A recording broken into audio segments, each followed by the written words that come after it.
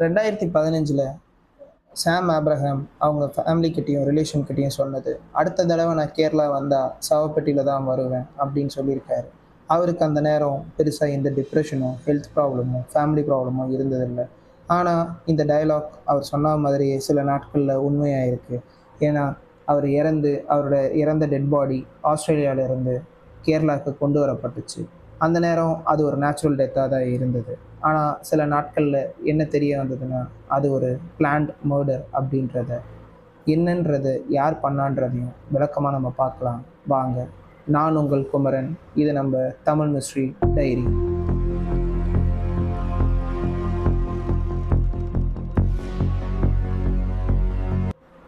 35 வயசான சாம் Abraham Australia மெல்பர்னில் அவங்க wife Sofia மற்றும் 7 வயசு மகனோட வாழ்ந்துட்டு வந்தவர்.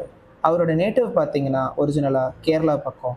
அப்ராடில் ஒரு நல்ல வேலை, ஸ்டேபிளான லைஃபு அப்படின்ற மாதிரியும், வருஷத்துக்கு ஒரு வாட்டி ஃபேமிலியை பார்க்கறதுக்காக இந்தியா வர்றதும் அவரோட ரொட்டீனாக இருந்தது. 2015 அக்டோபரில் அதே மாதிரி கேரளாவுக்கு வெக்கேஷனுக்கு வந்தவர் ஒரு 2 வாரம் முழுசாக ஃபேமிலி கூட இருந்திருக்காரு. எல்லாமே நார்மலாக தான் இருந்திருக்கு. ஃபேமிலி கேதரிங், சர்ச்சுக்கு போகிறது இப்படின்ட்டு. ஆனால் சாமோட பேரண்ட்ஸ் ஒரு அன்யூஷுவலான பிஹேவியரை பார்த்துருக்காங்க. என்னென்னா, சாம் ரொம்ப ஏதோ டீப்பாக யோசிக்கிறதாகவும், ப்ளஸ் அவர் கடைசியாக சொன்ன ஸ்டேட்மெண்ட்டாக இருக்கட்டும், எல்லாமே அவங்களுக்கு ஒரு மாதிரி வியர்டாக தான் இருந்திருக்குது. கேரளாவிலேருந்து ஆஸ்திரேலியாவுக்கு ரிட்டர்ன் ஆன சாம் அக்டோபர் 14 அன்றைக்கி காலையில் அவங்க ஒய்ஃப் கிச்சனில் காஃபி ப்ரிப்பேர் பண்ணிகிட்டு இருந்திருக்கிறாங்க. ப்ரிப்பேர் பண்ண காஃபியை சாம் கொடுக்கறதுக்காக எழுப்ப ட்ரை பண்ணி பார்த்துருக்குறாங்க. ஆனால் அவர் எந்திரிக்கல. மீண்டும் ட்ரை பண்ணி பார்த்துட்டு அவங்க எந்திரிக்கலன்னொன்னே பக்கத்தில் இருக்கிறவங்க எல்லாரையும் கூப்பிட்ருக்காங்க. ப்ளஸ் எமர்ஜென்சிக்கு ஆம்புலன்ஸையும் கூப்பிட்ருக்காங்க. வந்த அஃபிஷியல்ஸ் கன்ஃபார்ம் பண்ணது என்னென்னா, சாம் ஆல்ரெடி இறந்துட்டாருன்னுட்டும், எந்த ஒரு ஃபோர்ஸ்ட் என்ட்ரியும் எதுவும் இல்லாமல், எந்த ஒரு அடி காயம் எதுவுமே இல்லாமல் இருக்கிறத பார்த்துட்டு, இது வந்துட்டு ஒரு ஹார்ட் அட்டாக், நேச்சுரல் டெத்து அப்படின்னு சொல்லி டிக்ளேர் பண்ணிவிட்டு சாமோட பாடியை டைரெக்டாக கேரளாவுக்கு அனுப்பிச்சிட்டாங்க. ஆனால் இதில் பெரிய விஷயம் என்னென்னா, இது ஒரு நேச்சுரல் டெத்துன்றதுனால எந்த ஒரு அட்டாப்சியும் பண்ணாமல் போலீஸ் இதை அனுப்பிச்சிட்டாங்க.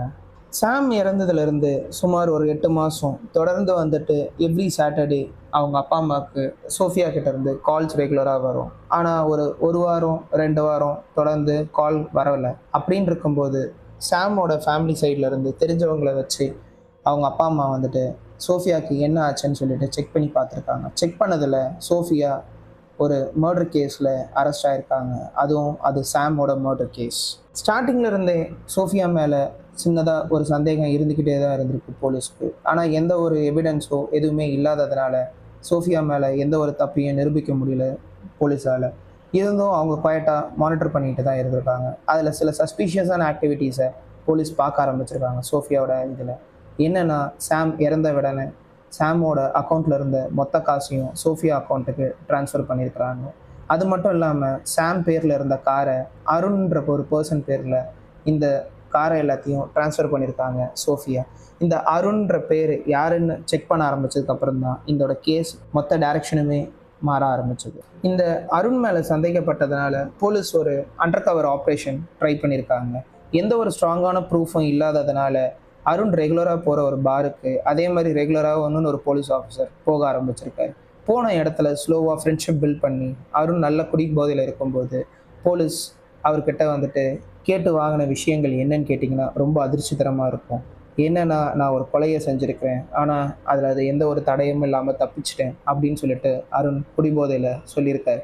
அதுக்கப்புறம் தான் போலீஸ் அருண் மற்றும் சோஃபியாவோட phone call records, moments, financial evidence இதெல்லாம் கலெக்ட் பண்ண ஆரம்பித்தாங்க. அப்போ தான் இந்த கேஸில் ஒரு மேஜர் பிரேக் த்ரூவே கிடச்சிருக்கு. சோஃபியா, அருண் இவங்க 2 பேரும் காலேஜ் ஃப்ரெண்ட்ஸ். அவங்க ஆல்ரெடி கல்யாணத்துக்கு முன்னாடி ரிலேஷன்ஷிப், அதாவது லவ்வில் இருந்திருக்காங்க. அது மட்டும் இல்லாமல் அருண் ஆல்ரெடி ஆஸ்திரேலியாவில் இருந்திருக்காரு. அது தெரிஞ்சு தான் வந்துட்டு சோஃபியா சாமை ஃபோர்ஸ் பண்ணி ஆஸ்திரேலியாவுக்கு ரீலொகேஷன் வாங்க வச்சுருக்காங்கன்றதும் பின்னர் தெரிய வந்திருக்கு.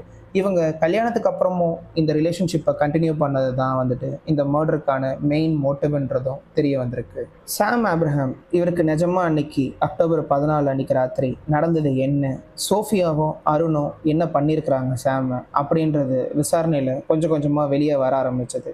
வெளியே வந்த விஷயங்கள் என்னென்னு பார்த்தீங்கன்னா, அவர் அன்னைக்கு ராத்திரி கொலை செய்யப்பட்டிருக்காருன்னும் போது அவர் எப்படி எதிர்த்து போராடாமல் இருந்திருக்கிறாருன்ற கேள்வி நமக்கெல்லாம் வருங்க. ஆனால் நிஜமாக என்ன நடந்திருக்குன்னா, சாம் இந்த மாதிரி எந்த ஒரு போராட்டமும் பண்ணக்கூடாதுன்றதுக்காக ஆல்ரெடி அவர் குடித்த அவகேடோ மில்க் ஷேக்கில் சோஃபியா அவருக்கு ஸ்லீப்பிங் பில்ஸை மிக்ஸ் பண்ணி கொடுத்துருக்காங்க. இதனால் அன்கான்ஷியஸ் ஆகிட்டு தூங்க ஆரம்பிச்சிட்ருக்காரு ஆல்ரெடி சாம். அதுக்கப்புறம் அதே அப்பார்ட்மெண்ட்டுக்குள்ளே மறைஞ்சிட்டு இருந்த அருண் வெளியே வந்திருக்காரு. வந்தவர் சைனைட் மிக்ஸ் பண்ண இன்னொரு ட்ரிங்க்கை சாமுக்கு ஃபோர்ஸ்ஃபுல்லாக கொடுத்துருக்குறாங்க. இதை குடித்ததுக்கப்புறம் சாம் ஹார்ட் அட்டாக் இறந்துட்டுருக்கிறாரு. அதுக்கப்புறம் தான் நான் முன்னாடி ஸ்டார்டிங்கில் சொன்ன மாதிரி அடுத்த நாள் காலையில் நார்மலாக எந்திரிச்ச சோஃபியா எதுவுமே நடக்காத மாதிரியும் சாம் எந்திரிக்கலன்னுட்டும் ஆர்ப்பாட்டம் பண்ணி பக்கத்தில் இருக்கிறவங்க எல்லாரையும் நெய்பர்ஸ், போலீஸ் எல்லாரையும் இது ஒரு நேச்சுரல் டெத்துன்ட்டு நம்ப வச்சுருக்கிறாங்க. கோர்ட்டோட விசாரணையிலையும் போலீஸோட விசாரணையிலையும் இந்த மாதிரி விஷயங்கள் வெளியே வந்ததுக்கப்புறம் கோர்ட்டில் இருந்து பெர்மிஷன் வாங்கிட்டு கேரளாவில் இருக்கிற சாமோட பாடியை திருப்பி வெளியே எடுத்து அட்டாப்சி பண்ணுறதுக்கான பெர்மிஷன்ஸ் வாங்கியிருக்கிறாங்க போலீஸ். அட்டாப்சியில் தெரிய வந்த ரிசல்ட்ஸ் பார்த்தீங்கன்னா ஒரு பெரிய டேர்னிங் பாயிண்ட் இந்த கேஸுக்கே. என்னன்னு பார்த்தீங்கன்னா அவரது நேச்சுரல் ஹார்ட் அட்டாக் கிடையாது, அவர் உடம்புல சைனேட் ட்ரேசஸ் இருந்ததுக்கான எல்லா ரிசல்ட்ஸுமே வெளியே வந்திருக்கு. பின்னர் கோர்ட் ப்ரொசீடிங்ஸ் கண்டினியூ ஆனதில் அருண் மற்றும் சோஃபியாவுக்கு 27 ஆண்டுகள் ஜெயில் தண்டனையோட, அதுவும் பரோல் இல்லாத ஒரு ஜெயில் தண்டனையோட கோர்ட் ஜட்ஜ்மெண்ட் கொடுத்தது. அது மட்டும் இல்லாமல் குழந்தையோட கஸ்டடி முழுசாக சோஃபியாவுக்கு கிடைக்கக்கூடாதுன்னுட்டும் அது சாமோட பேரண்ட்ஸுக்கு தான் கிடைக்கணும்னுட்டு கோர்ட் உத்தரவிட்டுச்சு. ஆனால் இந்த கேஸில் நமக்கு இன்னும் கிளியராக இல்லாததும் இல்லை பப்ளிக்குக்குமே கிளியராக இல்லாத ஒரு விஷயம் ஓப்பனாக இருக்கிற டாபிக் என்னன்னு பார்த்தீங்கன்னா, சாமுக்கு ஏற்கனவே அவருக்கு இருக்கிற டேஞ்சர் தெரியுமா, இல்லை எல்லா விஷயமும் தெரிஞ்சும் அவர் அமைதியாக இருந்தாரா, ஏன் அந்த மாதிரி கடைசியான ட்ரிப்புக்கு வர்றது இதுதான் கடைசி தடவையாக இருக்குன்ட்டு அவர் ஃபேமிலிக்கிட்டேயும் ரிலேஷன்ஸ்கிட்டையும் சொன்னார். அதுக்கு எந்த ஒரு பதிலும் இல்லை இன்னைக்கு வரைக்கும். உங்களுக்கு தெரிஞ்சா இல்லை உங்களுக்கு என்ன தோணுதுன்றதை நீங்கள் கமெண்ட்டில் சொல்லுங்கள். அடுத்து இன்னொரு க்ரைம் ஸ்டோரியில் பார்ப்போம். சப்ஸ்கிரைப் பண்ண மறந்துடாதீங்க. நன்றி.